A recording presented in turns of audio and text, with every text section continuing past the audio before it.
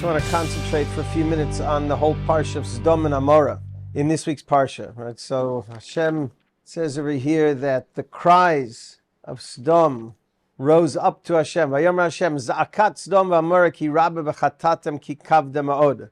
So we know if you look at the Midrashim, and Rashi also says, Haketzakata is feminine.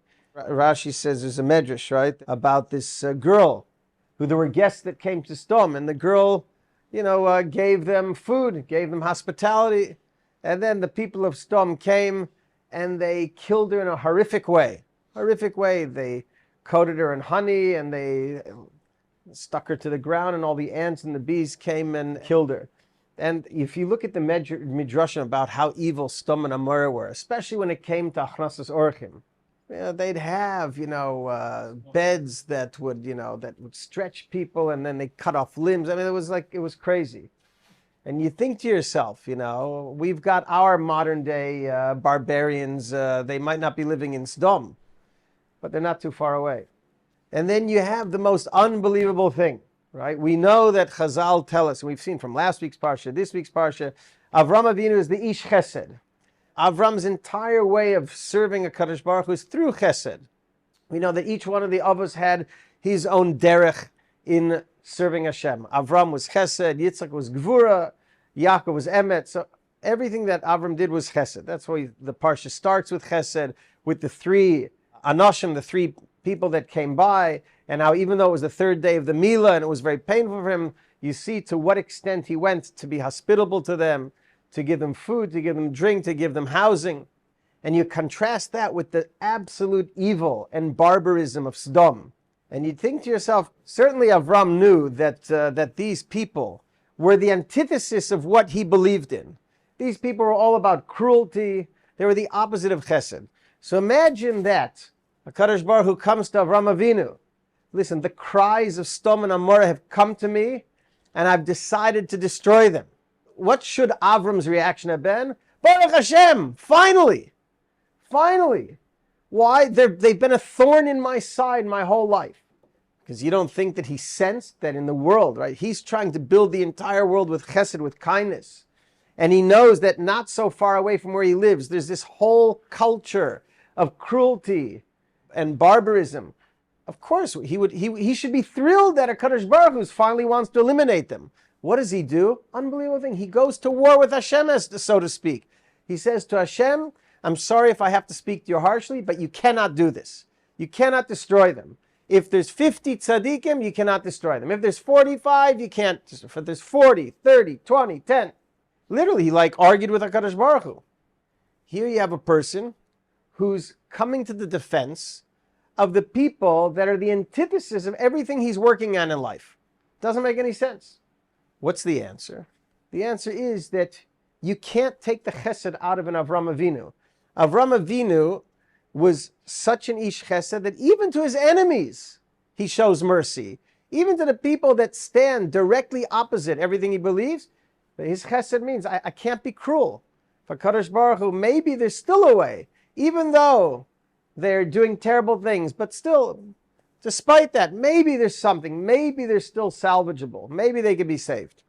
So now, right, we certainly learned from the Parsha who an Avram Avinu is, and where we get our DNA from, and you see who these barbarians are in Sodom and Gomorrah. Now let's go on to the next thing. So after that, after Kadosh Baruch Hu destroyed them, because he didn't even have 10 people that could save, in whose merit the city could be saved. So then Avram Avinu gets into this whole issue with Avimelech.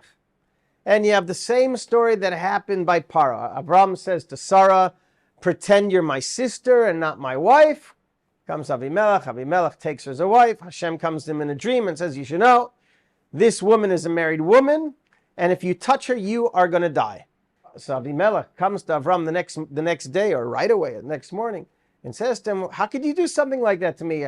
You almost caused me to make a terrible sin with your wife. So what does Avram say to him? Rak ein yiras Hashem b'makom hazeh v'yarguni al dvar ishti.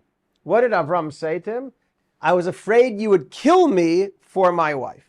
What does Avimelech say to him? He says, what do you think? You think we're like Sodom and Gomorrah? You think we're all barbarians? We have law and order in Grar, in our country. We have culture. We have science. We have intelligence. So they're saying we're not like Sodom and Gomorrah. You think you're in Sodom right now? You're not in Sodom right now. We don't kill people for their wives. We don't kill guests that come in here. We are a loving society. We're a sophisticated culture. And what does Avram say? Avram Avinu says that's all fine and dandy, but if you don't have Yirat Shamayim, if you don't have fear of Hashem, so then you can have all your laws. And no doubt, right? The law might say that thou shalt not kill a man and take his wife. Could be it's in all the law books in Gerar. But if it's not backed by real fear of Hashem, if it's not backed by Yirat Shamayim, so then the laws can be changed at a whim.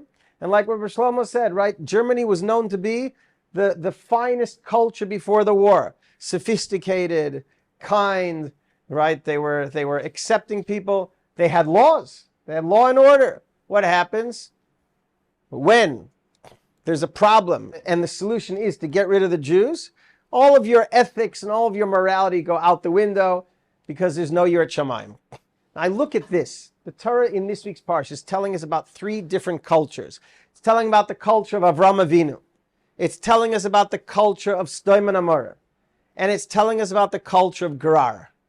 It couldn't be more prophetic. When you look at today, you have the culture of Am Yisrael, that even when we're up against barbarians, we're up against our own evil Rishoim of Sodom and Gomorrah, people that, just like in Sodom, they dismembered people, they cut off their limbs, they did the most terrible things, they killed them in the most brutal way. We see that today. And still, the Jewish people, maybe we could just, kill the terrorists and leave the quote-unquote innocent ones alive, and let's not bomb the hospital because it's a hospital after all. Where's all this mercy coming from? We're at war for our very lives. But you can't take the chesed out of Avram Avinu, and you can't take the chesed out of Am Yisrael. That's who we are. We are built as loving, kind people. And even when we're up against the most terrible enemy and our lives are at stake, it's not because America says, no, you can't hurt the hospital. No, we naturally wouldn't do it anyway. It's not because America is warning us, don't do this, or we're going to give you a slap on the wrist. It's because we, by nature, like Avram Avinu, if we could spare the people of Sodom, we want to spare the people of Sodom. That's who we are. We're Ish Chesed. And even when we have to go to war against Sodom and Gomorrah, against these barbarians, we do it in the most chesedic way. We certainly don't need the world to preach to us how to do chesed. We're the ones that invented chesed. We invented the word chesed. And then when you look at Gerar, who's Gerar today? It's the Western world. The Western world has their morality, and all the countries are telling us how to be moral and what to do and what not to do. But the bottom line is there's no Yirat Shamayim. There's no Yirat Shamayim. You cannot count on them for anything. Because if they don't have Yirat Shamayim, they could turn in a flash, and that's what you see. Right? You see over here, you see people, cultured people in the streets of New York and in the streets of America. I growing up in America, I would have never dreamed that you'd have people turning into bloodthirsty mobs that want to kill the Jews, just like in pre-war Europe. What happens to all the culture of America, all the sophistication, all the laws and the order and the moral code? That goes out the window because there's no Yirat Shamayim. There's no fear of Hashem. What is our consolation? You see from the parsha, Sodom and Gomorrah are gone. They were destroyed. They had their day. They were destroyed. HaKadosh Baruch Hu set the record straight. He destroyed them for us. Gerar, Plishtim, they're gone as well. A country that has no Yirat Shamayim, a humanity that has no fear of Hashem cannot endure. What endures in the world? B'nai Avram, Yitzchak, and Yaakov. We are the ones that endure. We are the ones that flourish in the world and survive. Because we live our lives with the chesed of an Avram Avinu. And chesed oilam yibane, HaKadosh Baruch Hu built the world on chesed, and therefore chesed, a people that has chesed like we do, are sure to endure and in the end come out on top. And so therefore, yes, we're fighting Sodom and Gomorrah. Our present day Sodom and Gomorrah, we're fighting them right now. And we also are fighting anti-Semitism. And we're fighting the negative Israeli image in the world, which is in Plishtim, in Grar. But you have to remember, they cannot dictate to us what morality is because they don't have Yirat Shamayim. A morality without fear of Hashem is not morality at all.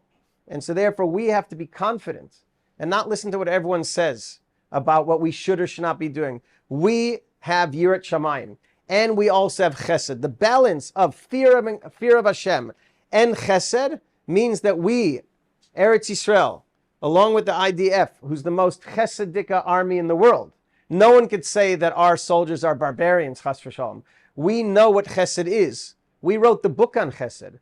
And so therefore, Be'ezra Hashem, through the Chesed that Klal Yisrael displays, that the IDF displays, and that all of Klal Yisrael in the giving over the last 3 weeks, the tremendous Chesed, and our Yirat Shamayim, which has climbed to levels that probably haven't been seen in a millennium. The fact that everyone on the street all of a sudden has Yirat Shamayim, everyone believes in Hashem, everyone wants tzitzis, everyone believes in Hashem, there's Yirat Shamayim. So with that newfound fear and awe of Hashem, acknowledgement of HaKadosh Baruch Hu, and the Chesed, Be'ez Hashem, we have no doubt that like Avram Avinu in the Parsha came out on top, Klal Yisrael will also come through this and come out on top.